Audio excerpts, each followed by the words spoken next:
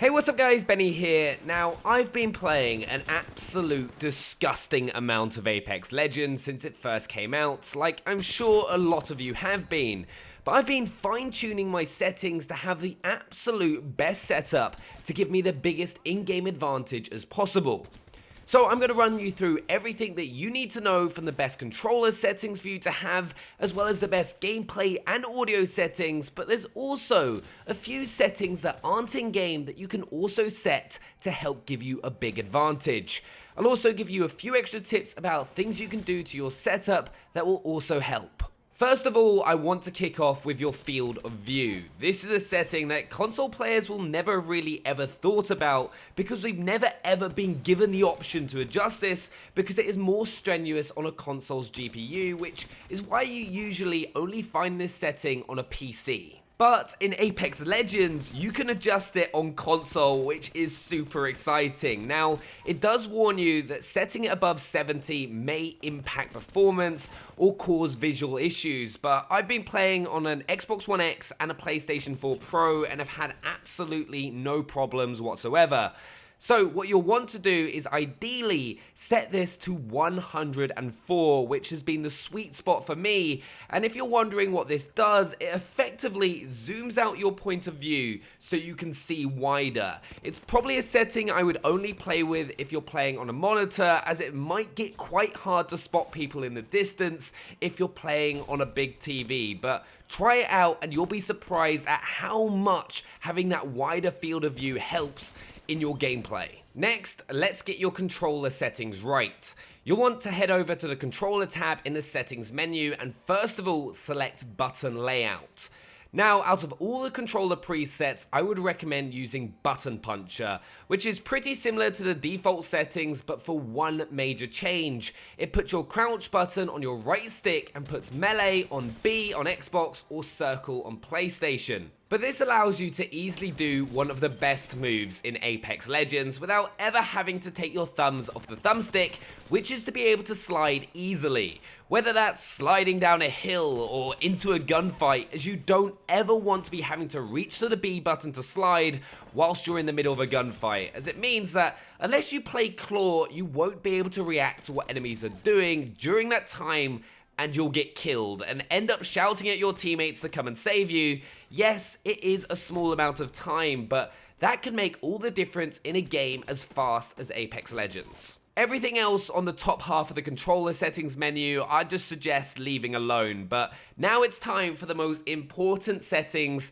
the ones for your movement and aiming. Now, sensitivity does all come down to personal preference, but there's a reason in previous first-person shooters that the majority of pros all play on lower sensitivities on console because it does give you far better control. But a really cool feature is that in Apex Legends, it gives you two sensitivity settings.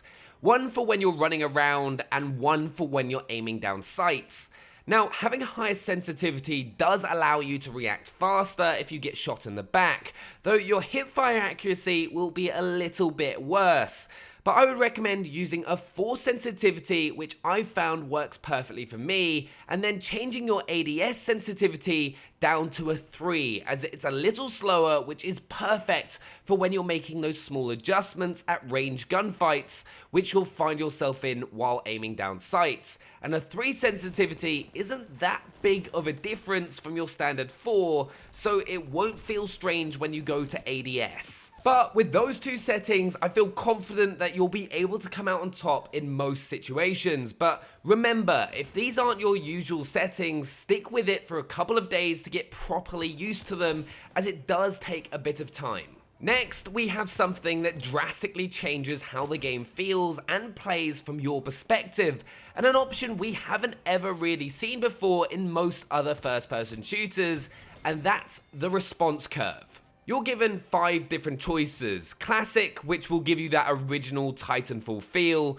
Steady, which is a balance of firm control and fast aim. And then there's fine aim, which is specialized for small, gradual adjustments.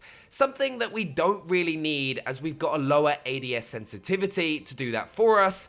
Then there's high velocity, which is quick response for the very even-handed, and then there's linear, which is your controller's raw input, which works nicely if you've already fine-tuned your response curves in the Xbox Accessories app for an Xbox Elite controller, for example. Now, I've spent time trying all of these to find the best one, and I honestly believe that steady is the best console setting of choice. It just gives you the smoothest and most natural feel out of all the response curves, so definitely make sure you use that one. But if you use a different response curve, I'd love to know which one and why down in the comments below. Next, change your look dead zone to none, as you want to have the most control over your aim as possible.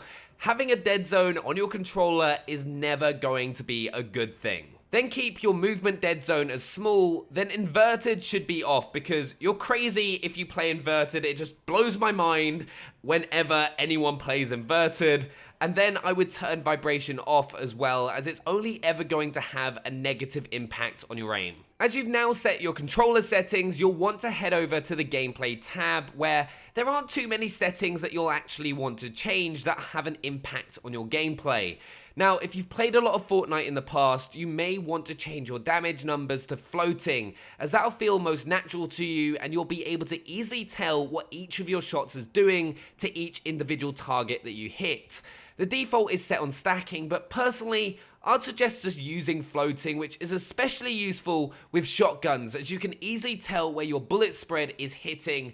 Other than that, I wouldn't change any other gameplay settings. Next, you'll want to head over to your audio settings. Now, I've always been a big believer in audio being one of the most important things in order to be consistently successful at any first-person shooter, and Apex Legends is no different. You'll want to keep your master volume and sound effects at 100%, as sound effect volumes such as footsteps, gunshots, healing items being used are the most important sound cues that you'll need to react to. I personally then drop dialogue down to 50%, as there are some useful dialogue cues off of characters from time to time, and also you don't want to miss out on hearing Pathfinder, as he is absolutely hilarious.